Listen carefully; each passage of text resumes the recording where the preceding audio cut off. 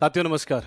15 minute show में मैं आपको दिल से स्वागत करता हूं। इस 15 मिनट शो में महत्वपूर्ण 50 सवाल मैं आपको करवाऊंगा। ध्यान से सुनते रहिएगा। सेशन अच्छा लगता है तो सेशन को लाइक जरूर कीजिएगा। स्टार्ट करता हूं। सबसे पहला प्रश्न ये रहा आपके स्क्रीन पर। साथ ही बोला जा रहा है कि जरा बताइए प्रकाश वर्ष किसकी इकाई होती है? प्रकाश वर्ष किसकी इकाई होगी? क्या प्रकाश वर्ष जो है ये आपका समय का इकाई होगी? साथी क्या आपका समय का इकाई होगी या गति की इकाई हो जाएगी या फिर प्रकाश वर्ष आपका दूरी की इकाई होगी या प्रकाश की तीव्रता की इकाई हो जाएगी? अगर मैं इकाई की बात करता हूं तो ऐसा ही मात्रक पूछा जा रहा है ना। तो प्रकाश वर्ष की अगर बात करें तो वर्ष देखकर आपको समय नहीं लगाना है। साथ ही ये आपका दूरी का इकाई हो जाएगा। याद रखिएगा, सी इसका बिल्कुल सही जवाब होगा। निम्नलिखित में से कौन सा अदिश राशि है? अदिश राशि के बारे में अगर मैं बोलूं तो वैसे राशि जिसमें परिमाण होता है उसे अदिश राशि कहा जाता है। तो आप इसमें देखोगे बल में दिशा और परिमाण दोनों होता है तो आपका सदिश है। आपका दाब इस प्रश्न का बिल्कुल सही जवाब होगा। दाब एक लौता ऐसे भौतिक राशि है जिसमें दिशा और परिमाण दोनों है लेकिन त्रिभुज का नियम का पालन नहीं करता है, इसलिए इसे अदिश का श्रेणी में रखा गया है। इस बात को ध्यान रखिएगा। वी इसका बिल्कुल सही जवाब होगा। निम्नलिखित में से कौन सा सदिश राशि है? सदिश राशि कहने का मतलब है कि जिसमें दिशा और परिमाण दोनों उपस्थित होगा उसे हम सदिश राशि कहते हैं। तो समय सिर्फ परिमाण होता है, दिशा नहीं होता है। चाल सिर्फ परिमाण होता है, मैग्नीट्यूड होता है, डायरेक्शन नहीं होता है। दूरी सिर्फ आपको मैग्नीट्यूड होता है। विस्थापन में मैग्नीट्यूड और साथ साथ टाइम दोनों होता है, डायरेक्शन दोनों होता है, इसलिए इसे हम कहेंगे कि आपका सदिश राशि है। नेक्स्ट, आवृत्ति को मापा जाता है। साथ ही आवृत्ति किस में मापेंगे तो आप सभी जानते हैं आवृत्ति को हर्ट्ज में मापा जाता है। ए नंबर बिल्कुल सही जवाब हो जाएगा। मीटर प्रति सेकंड की बात करते हैं तो आप सभी जानते हैं ये वेग का हो जाएगा। रेडियन बात करें तो आपका रेडियन क्या होता है? ठोस कोण को हो जाता है। शक्ति क्या होगा? साथ याद रखना शक्ति को किस में मापा जाएगा। नेक्स्ट अगर मैं बात करता हूं तो प्रश्न पूछा जा रहा है कि किसी तापमान पर सेल्सियस और फॉरेनहाइट, सॉरी किस तापमान पर सेल्सियस और फॉरेनहाइट पैमाने मेल खाते हैं? मेल मतलब एक समान होता है ना। क्या उसका आंसर साथी 0 होगा, 100 होगा या 40 होगा? याद रखना -40 होगा। क्या होगा? -40 पर डिग्री सेल्सियस और फॉरेनहाइट दोनों बराबर होता है। साथ ही आप जानते हैं तापमान को मापने के लिए अलग अलग स्केल का प्रयोग किया जाता है, उसी में साथ ही डिग्री सेल्सियस और फॉरेनहाइट आते हैं जो कि -40 पर दोनों बराबर होते हैं। नेक्स्ट, पायर हिलियो का प्रयोग किसको नापने के लिए किया जाता है? जो आपको पायर हिलियो साथी है इसका प्रयोग किसके नापने के लिए किया जाएगा तो ध्यान रखिएगा इसका जो प्रयोग करते हैं सोलर रेडिएशन को मापने के लिए किया जाता है। इस प्रश्न का वी नंबर बिल्कुल सही जवाब हो जाएगा। प्रत्येक क्रिया के लिए एक समान और विपरीत प्रतिक्रिया होती है। यह नियम किसने दिया था? साथ ही ये नियम जो दिया था न्यूटन साहब ने। न्यूटन के गति का नियम में आपने पढ़ा होगा 3 नियम होता है जिसमें तीसरा नियम में बोला गया है क्रिया प्रतिक्रिया के नियम के बारे में। इस बात को ध्यान रखना। ए नंबर बिल्कुल सही जवाब हो जाएगा। गुरुत्वाकर्षण के सार्वभौमिक नियम का प्रतिपादन किसने किया था? यानी गुरुत्वाकर्षण का नियम किसने दिया था ये आपसे पूछा जा रहा है। तो गुरुत्वाकर्षण का नियम सबसे पहले साथी किसने दिया था? तो आप कह सकते हैं न्यूटन साहब ने दिया था। इस प्रश्न का बिल्कुल सही जवाब होगा। लेकिन वहीं पर अगर गति के बारे में बोलेगा तो गैलीलियो हो जाएगा। गति का समीकरण बोलेगा तो गैलीलियो हो जाएगा। और कोपरनिकस सौर मंडल के बारे में बताया था, इस बात को ध्यान रखना। लेकिन ग्रहों की गति से संबंधित अगर बात किया जाए तो केपलर साहब ने बताया था। इस बात को भी आप ध्यान रखिएगा। ए नंबर बिल्कुल सही जवाब होगा। किसी पिंड का अधिकतम भार कहां होगा? साथ ही अगर अधिकतम भार की बात करते हैं वायु में होगा, जल में होगा, हाइड्रोजन में होगा, कहां पर होगा? मेरे प्यारे साथी अधिकतम भार यानी कि जी का मान ज्यादा होना चाहिए। जी का मान क्या होना चाहिए? ज्यादा होना चाहिए। तो साथ याद देखना कि जी का मान जो निर्वात में होता है, वैक्यूम में होता है, आप देखेंगे वहां पे तो 0 हो जाता है, अंतरिक्ष में आपको 0 हो जाता है। तो आपका इसका आंसर हो जाएगा हाइड्रोजन में। हालांकि अन्य जगहों पर आपको निर्वात में ज्यादा देखने के लिए मिलेगा। अगर आप सर्च करोगे साथी तो निर्वात में आपको ज्यादा मिलेगा, लेकिन निर्वात में साथ अगर बात किया जाए तो जी का वैल्यू 0 हो जाता है। जब 0 हो जाएगा तो उसका भार भी 0 हो जाएगा। इस बात को ध्यान रखना। साथ इस प्रश्न का बिल्कुल सही जवाब आपका सी नंबर हो जाएगा। नैनो द्रव्यों का सर्वाधिक महत्वपूर्ण गुण क्या होता है? अगर मैं नैनो द्रव्यों की बात करता हूं, नैनो द्रव्य कहने का मतलब होता है कि जो सबसे छोटी द्रव हो उसे हम नैनो द्रव्य कहते हैं। और उसमें साथ ही जो बात किया जाए तो बल की गुण नहीं होता, घर्षण बल का गुण उसमें विद्यमान रहता है। तो आप बोलेंगे नैनो द्रव्यों में जो सर्वाधिक महत्वपूर्ण गुण होता है वो आपका क्या होगा? तो साथ ही घर्षण गुण हो जाएगा। गाड़ी में स्फटिक क्रिस्टल का कार्य किस पर आधारित है? गाड़ी में स्फटिक क्रिस्टल का जो कार्य है साथी वो आधारित होता है दाब विद्युत प्रभाव। क्या होता है? दाब विद्युत प्रभाव पर साथी आधारित है, यानी कि सी नंबर इसका बिल्कुल सही जवाब होगा। तो बीपीएससी एआईडीओ के हमारे एप्लीकेशंस द ऑफिशियल एकेडमी पर कोर्सेज उपलब्ध है, तो आज जाकर साथी हमारे साथ जुड़ सकते हैं। और बहुत बेहतरीन तरीके से इस कोर्सेज में पढ़ाया जा रहा है, एनसीईआरटी के साथ पढ़ाया जा रहा है। तो अगर आप तैयारी कर रहे हैं तो साथ इस कोर्सेज में जुड़ना बिल्कुल मत भूलिएगा। मात्र 999 में एक कोर्स हमारे एप्लीकेशन पर उपलब्ध है, इस बात को आप ध्यान में रखिएगा। ठीक है, चलो साथी नेक्स्ट सवाल की ओर बात करते हैं। नेक्स्ट प्रश्न ये रहा, आपके स्क्रीन पर बताने की कोशिश करिएगा। साथ ही साथ अगर आपको रिवीजन अच्छा हो पा रहा है तो सेशन को लाइक जरूर कीजिएगा। अगर मैं बात करता हूं निम्नलिखित सिद्धांत पर रॉकेट कार्य करती है, किस सिद्धांत पर काम करेगा? एवोगाड्रो का, बर्नौली का, ऊर्जा का संरक्षण पर। साथ याद रखना कर्जा का संरक्षण बने संवेग संरक्षण के सिद्धांत पर आधारित होता है। इस बात को आप ध्यान रखना है। इस प्रश्न का बिल्कुल सी नंबर सही जवाब होगा। नेक्स्ट, सबसे ज्यादा श्यानता होती है, सबसे ज्यादा श्यानता किसमें होगी? क्या जल में होगी? नाजीना, वायु में? नहीं। किसका होगा? खून में, शहद में। सबसे ज्यादा श्यानता ये आपको शहद में होगा। डायरेक्ट सबको याद रखने की आवश्यकता है क्योंकि ये प्रश्न कई बार एग्जाम से पूछा जा चुका है। नेक्स्ट, निम्नलिखित में से किस एक के लिए केशिकत्व एकमात्र कारण नहीं है? साथ ही अगर मैं केशिकत्व की बारे में बात करता हूं तो केशिकत्व क्या होता है? जिस प्रक्रिया के कारण द्रव किसी पदार्थ में ऊपर चढ़ता है या फिर द्रव नीचे उतरती है, उस प्रक्रिया को कैपेबिलिटी कहा जाता है, यानी केशिकत्व कहा जाता है। तो आप कह सकते हैं स्याही का सूखना केशिकत्व की प्रक्रिया है। अगर मैं जल का भूमिगत को ऊपर उड़ना, इस केशिकत्व की प्रक्रिया नहीं है। सूती वस्त्र पर जल को फैल जाना केशिकत्व की प्रक्रिया होती है। तो आप बोलेंगे इस प्रश्न का सही जवाब क्या होगा? वी नंबर हो जाएगा, याद रखिएगा। नेक्स्ट, जब एक ध्वनि तरंग एक माध्यम से दूसरे माध्यम में जाती है तो वह राशि जो अपरिवर्तित रहती है, अपरिवर्तित मतलब जो नहीं बदलती हैं, जो नहीं बदलेगी साथी क्या होगा? आवृत्ति होगा, क्योंकि कई बार ये सवाल पूछा गया है। इसका आंसर आवृत्ति हो जाएगा। बाकी तरंग दैर्घ्य, चाल या दिशा की बात करें तो बदल जाता है। क्या बदल जाता है? नेक्स्ट, ध्वनि तरंगों का सबसे तीव्र प्रगमन किसमें होता है? ध्वनि सबसे ज्यादा जो तेज गति से जाती है और साथ ही ठोस है। क्या है? ठोस। इसके बाद अगर बात करें तो द्रव, और सबसे अगर कम की बात करें तो आपका गैस होता है, याद रखना। तो ठोस में सबसे ज्यादा होगा। ये नंबर बिल्कुल सही जवाब होगा। निम्नलिखित में से कौन सा विद्युत चुंबकीय विकिरण टेलीविजन के दूरस्थ नियंत्रण के लिए प्रयोग में लाया जाता है? साथ ही टेलीविजन में दूर के लिए प्रयोग करेंगे। जैसे टीवी जो रिमोट कंट्रोल है, आप दूर से ही टीवी को आप कंट्रोल कर पाते हैं। साथ उसमें होता है इंफ्रारेड। इंफ्रारेड मतलब उसे कहा जाता है अवरक्त। नेक्स्ट, स्पष्ट रूप से प्रतिध्वनि सुनने के लिए परावर्तित सतह और सुनने वाली मध्य में कम से कम कितनी दूरी होनी चाहिए? तो याद रखना साथी 16.6 मीटर, यानी कि कम से कम साथी 16.6 मीटर होना चाहिए, जिसे 17 मीटर कहा जाता है, या 56 फीट कह सकते हैं।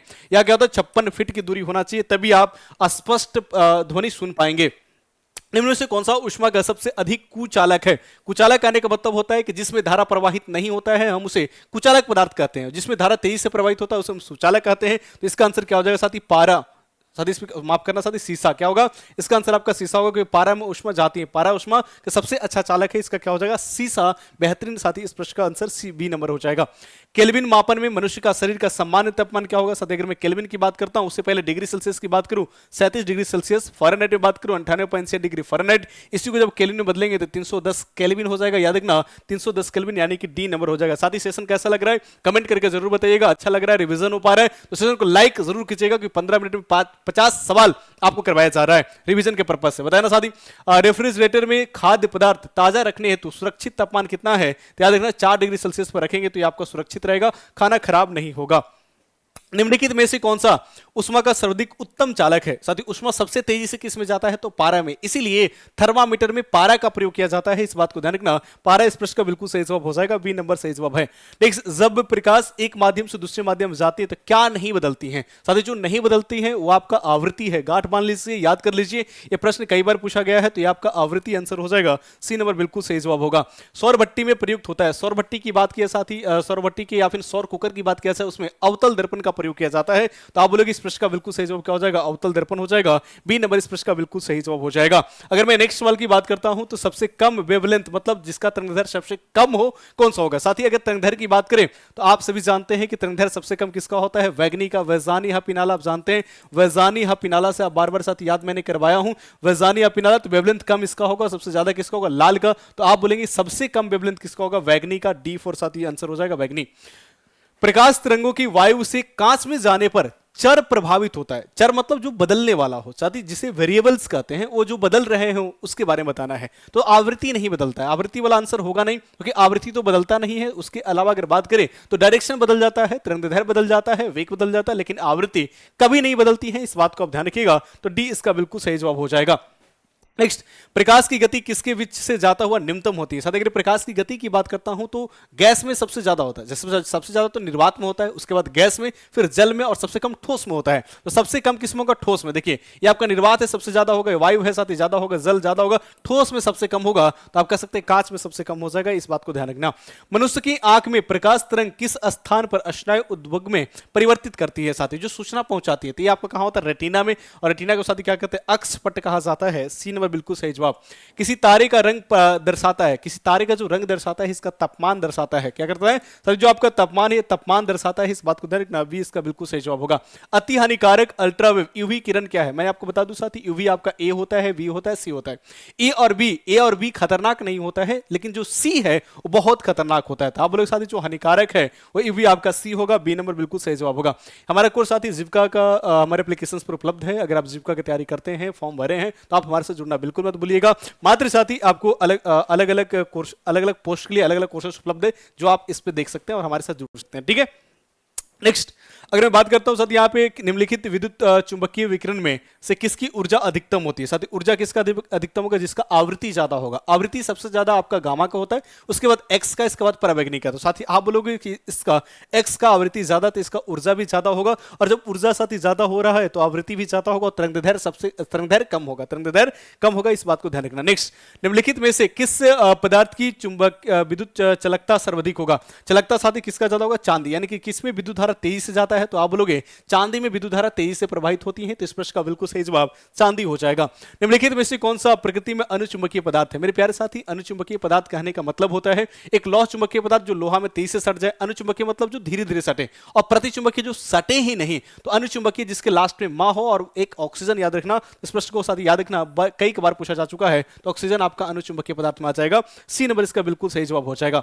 एक समान शुष्क सेल में विद्युत अपघट्य क्या होता है। समान शुष्क सेल में साथी जो अपघट्य होता है वो आपका अमोनियम साथी क्या होता है, अमोनियम क्लोराइड होता है, इस बात को ध्यान रखना।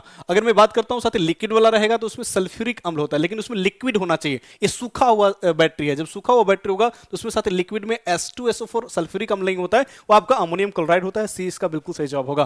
कुंडली में टर्न्स मतलब जो लपेटों की संख्या होता है, बढ़ाने पर चुंबकीय क्षेत्र की शक्ति क्या होगा, बढ़ जाएगी साथी, जितना लपेटा बढ़ाएंगे उतना ज्यादा शक्ति बढ़ जाएगी, डी नंबर इसका बिल्कुल सही जवाब होगा। चुंबकीय सुई किस तरह से संकेत करती है। साथी चुंबकीय क्षेत्र हमेशा नॉर्थ साउथ को सूचित करती है, क्या हमेशा नॉर्थ साउथ को सूचित करती है, इस बात को आप ध्यान रखिएगा। तो आप कहेंगे जो चुंबकीय सुई है साथी किस दिशा में संकेत करेंगे, तो आप कहेंगे उत्तर दिशा में संकेत करेंगे, क्योंकि साउथ इसमें है नहीं, तो नॉर्थ इसका बिल्कुल सही जवाब हो जाएगा। एक नाभिकीय रिएक्टर में भारी जल को कार्य करता है साथी, भारी जल का जो काम करता है वो ग्रेफाइट काम करता है, क्या करता है, ग्रेफाइट काम करता है साथी, भारी जल के रूप में, है ना, सॉरी, भारी जल और ग्रेफाइट जो है साथी मंदक के रूप में काम करता है, और मंदक के काम क्या है, न्यूट्रॉन की गति को कम करना, न्यूट्रॉन की गति को कम करना। तो आप बोलेंगे सर इसका आंसर हो जाएगा न्यूट्रॉन की गति को कम करना, क्या होगा, न्यूट्रॉन की गति को कम करना साथी इसका आंसर हो जाएगा। नाभिकीय रिएक्टर में निम्नलिखित में से किसे मंदक के रूप में किया जाता है काम, मंदक के रूप में काम करता है साथी, मंदक मतलब जो न्यूट्रॉन की गति को कम करता है, ये आपका ग्रेफाइट और साथी क्या होता है, भारी जल होता है। तो आप बोलोगे इस प्रश्न का सही जवाब क्या होगा, ग्रेफाइट हो जाएगा साथी, इस प्रश्न का बिल्कुल सही जवाब बी नंबर हो जाएगा। नेक्स्ट, विद्युत उत्पन्न करने के लिए कौन सी धातु का उपयोग किया जाता है। उत्पन्न करने के लिए हम यूरेनियम का प्रयोग करते हैं, क्योंकि रेडियो सक्रियता तत्व है, इसके साथ ही हम विद्युत धारा उत्पन्न कर पाते हैं। तमिलनाडु में साथी परमाणु भट्टियों की कितनी संख्या है, तो आप बोलेंगे सर 6 है, क्या है, 6 है साथी, आप एबीएस में भी पढ़े होंगे, आपका क्या है, 6 है, इस बात को ध्यान रखना, डी इसका आंसर हो जाएगा। पहला आदमी जिसने चांद पर अपना पैर रखा था साथी, आप याद करो, बचपन में बहुत याद करवाई जाती थी स्कूल में, आप बोलेंगे नील आर्मस्ट्रांग, है ना साथी, नील आर्मस्ट्रांग हो जाएगा, यानी कि इस प्रश्न का सही जवाब बिल्कुल साथी वी नंबर हो जाएगा, ये सब आप जानते हो। अगर निम्नलिखित परिघटनाओं पर विचार करें साथी, प्रकाश जो है गुरुत्व का प्रभाव है, बिल्कुल साथी क्या है, सही है, ये बिल्कुल साथी सही है। ब्रह्मांड लगातार फैल रहा है, नहीं साथी, ब्रह्मांड लगातार नहीं फैल रही, ये गलत है। और अगर मैं बात करूं पदार्थ अपने चारों ओर दिक्कल की विचुंकित करता है, बिल्कुल साथी ये सही है, बिल्कुल आपका सही है। तो बोलेंगे ए और 3 सही है, 1 और 3 सही है साथी, 1 और 3 सही है, 1 और साथी 3 सही है, 1 और 3 सही है, ये आपका सही चुनना था, 1 और 3 सही है, बाकी साथी आपका 2 नंबर गलत है।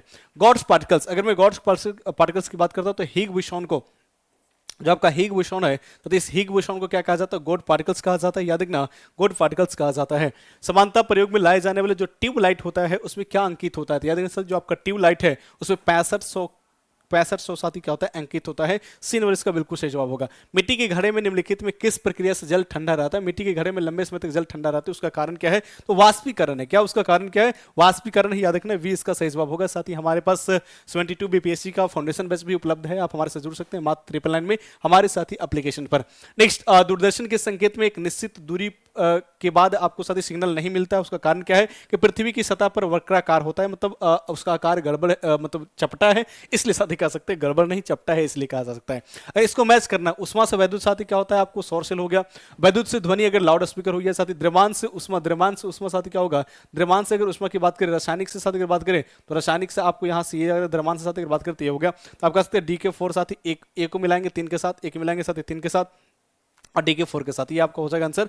आपका साथ ही तीन डी नंबर इसका आंसर हो जाएगा, और डी नंबर इसका आंसर हो जाएगा। साथ ही मिलाना, ए को मिलाएंगे 3 के साथ, ए को मिलाएंगे 3 के साथ, बी के मिलाएंगे साथ ही 2 के साथ। लो इसमें तो साथ ही गलत दे रखा है ना, साथ ही गलत दे रखा है इसमें, है ना। अगर मैं बात करूँ साथ ही याद रखना ऐसा ना, उष्मा को वैद्युत से तो सौर सेल होगा, तो वैद्युत से ध्वनि है ना लाउड स्पीकर हो जाएगा। अगर द्रव्यमान से उष्मा की बात करें साथ ही, तो आपका ये हो जाएगा, और ये आपका इसमें हो जाएगा रासायनिक ईंधन में, है ना। तो इस बात को ध्यान रखना, ये आपको गलत दे रखा है साथ ही इसमें, ठीक है।